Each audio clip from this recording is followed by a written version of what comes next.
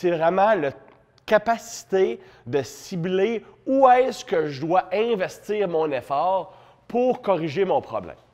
Parce que ce qui arrive, c'est que chaque personne va avoir ses propres leviers, ses propres dominances musculaires, ses propres points forts selon son background d'entraînement, par exemple.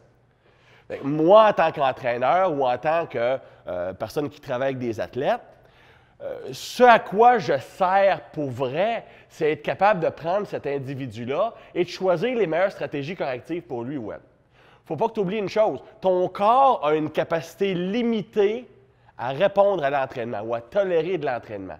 L'image que je peux te donner, c'est que tu as une quantité d'argent que tu peux investir. C'est la capacité de récupération. Donc, si tu prends ton argent puis tu la dépenses un peu à gauche puis à droite de façon aléatoire, juste pour être sûr de faire un peu de tout, bien, ce n'est pas une stratégie qui va nécessairement être le plus efficace dans ton cas. Il faut que tu investisses ton argent où ça va être rentable et où tu en as besoin. Je te donne un exemple. Disons que j'ai une dominance au niveau du quadriceps. Disons, mon quadriceps est très, très fort. Je fais un squat. Le simple fait de faire un squat, vu que j'ai des jambes courtes, va facilement stimuler mon quadriceps. C'est-tu un bon investissement dans mon cas d'aller faire 3 ou 4 autres exercices ciblant le quadriceps dans mon entraînement? Ben non, parce que c'est de l'argent qui serait mieux investi ailleurs. Dans mon cas, j'ai une absence de fessier, puis mon ischio-jambier est moyen. Donc, dans mon cas, ça va être un meilleur investissement de prendre des exercices pour ces muscles-là, pour les améliorer. Tu vas avoir d'autres personnes, ça va être l'opposé. Une personne qui va avoir des longues jambes et un tronc plus court, question de levier, bien, cette personne-là a beaucoup plus de difficultés à stimuler son quadriceps quand il va faire du squat. Pour cette personne-là, le simple fait de faire un back squat ne sera pas suffisant pour stimuler son quad. Il va falloir qu'on aille vers des exercices d'assistance qui vont corriger le point faible dans la chaîne. Puis c'est ça qui va faire que tu vas progresser optimalement. Être capable de voir c'est quoi le muscle qui m'empêche de progresser dans mes gros mouvements. C'est pour ça, en passant, personnellement, c'est mon opinion, que les gros mouvements de base doivent rester dans ton entraînement le plus longtemps possible. Un exemple, dont un squat, un soulevé de terre, un bench press, un military press, un pull-up. Disons que c'est tes mouvements de base à toi. Bien, ces mouvements-là, tu choisis une variation au début de ton cycle d'entraînement. Disons, moi, c'est le back squat. Bien, le back squat va rester dans ton entraînement pendant au moins 12, 16, 20 semaines. Parce que ce mouvement-là n'est pas seulement un outil d'entraînement, c'est un outil diagnostique.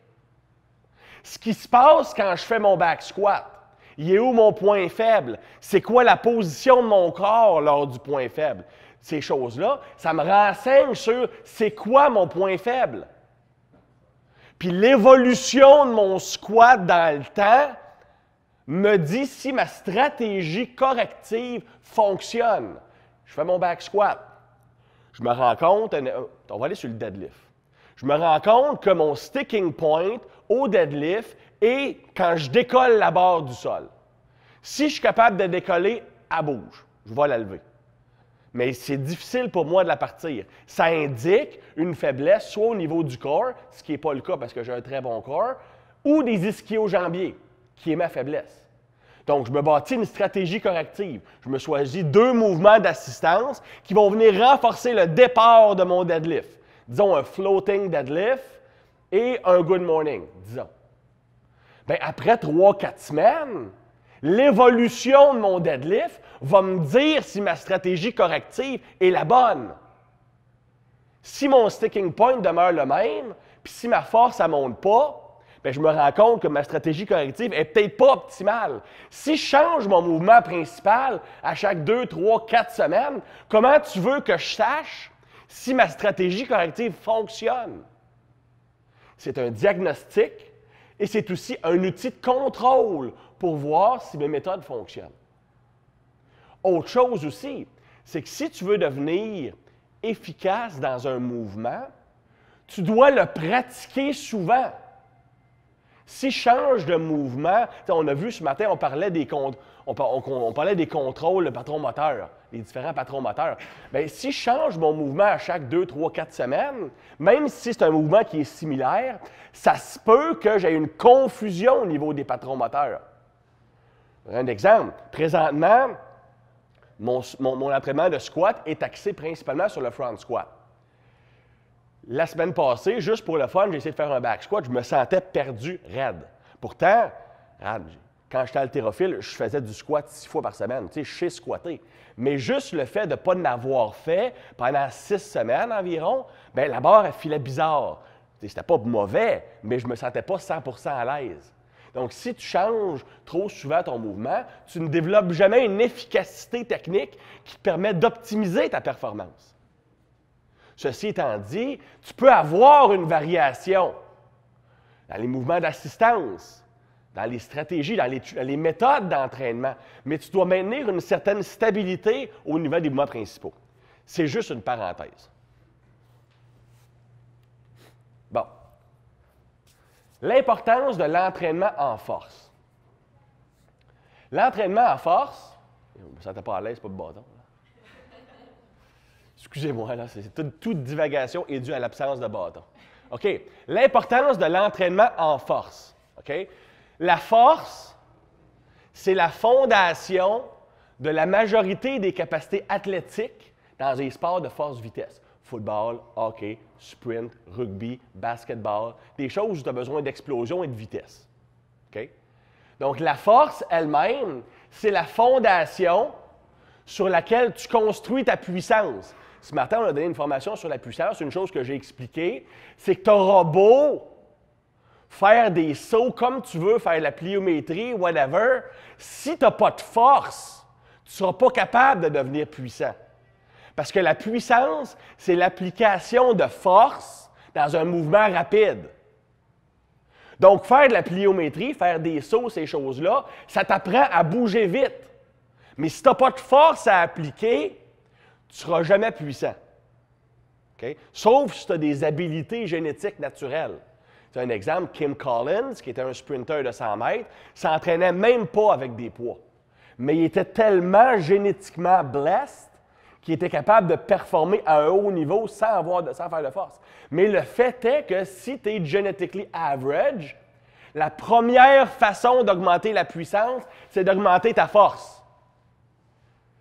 Une personne qui est normale et qui n'a pas un haut niveau de force ne pourra jamais être maximalement puissante si elle n'améliore pas sa force. Si on continue notre pyramide, la puissance elle-même, c'est la fondation de la vitesse. Si je veux courir vite, il faut que je sois puissant. Il y a une corrélation presque parfaite entre la hauteur de saut vertical et la vitesse de course. C'est sûr que c'est une technique de course de moron moteur, ça ne se transférera pas à 100%, mais mettons que tu sais courir, en général, plus ton saut est haut et puissant, plus tu cours vite. Parce que la puissance, c'est la fondation de la vitesse, qui est elle-même la fondation de l'agilité. Donc, ce qu'on voit, c'est que ma pyramide est basée sur la force. Si mon niveau de force est déficient, je ne peux rien bâtir d'autre. Ça ne veut pas nécessairement dire que si tu es un powerlifter de niveau mondial, tu vas être vite. Mais ça veut dire que si ton muscle est capable de produire beaucoup de force, tu es équipé pour apprendre à appliquer cette force-là de façon vite. Si tu n'as pas de force, tu apprends à appliquer quelque chose vite, mais tu n'as pas de force, tu n'appliques rien vite. Donc, il faut que tu aies une fondation.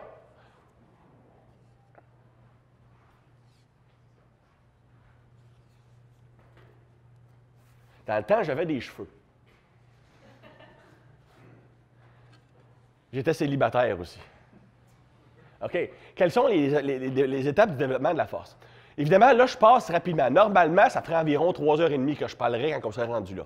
Fait que j'essaie de faire la version short and sweet pour qu'on ait du fun dans le gym tantôt. OK? Donc, il y a plusieurs façons de développer de la force. On va voir les 4 grandes méthodes tantôt. Mais si on regarde 3 façons générales de devenir plus fort. Avoir plus de muscles. Ceux qui ont fait des cours de physiologie savent que la force d'un muscle est proportionnelle à sa section. Donc, plus un muscle est gros, plus son potentiel de force est grand. C'est important le mot potentiel. Parce que le monde va souvent dire « Oh, mais Chris, il y a un gars au gym où je m'entraîne et il a des bras gros de même, mais il curl des 15 livres. » Ça se peut. C'est pas parce que tu as un gros muscle que tu es nécessairement capable d'utiliser son potentiel. Parce qu'il y a un deuxième facteur qui est le système nerveux. L'image que je peux te donner,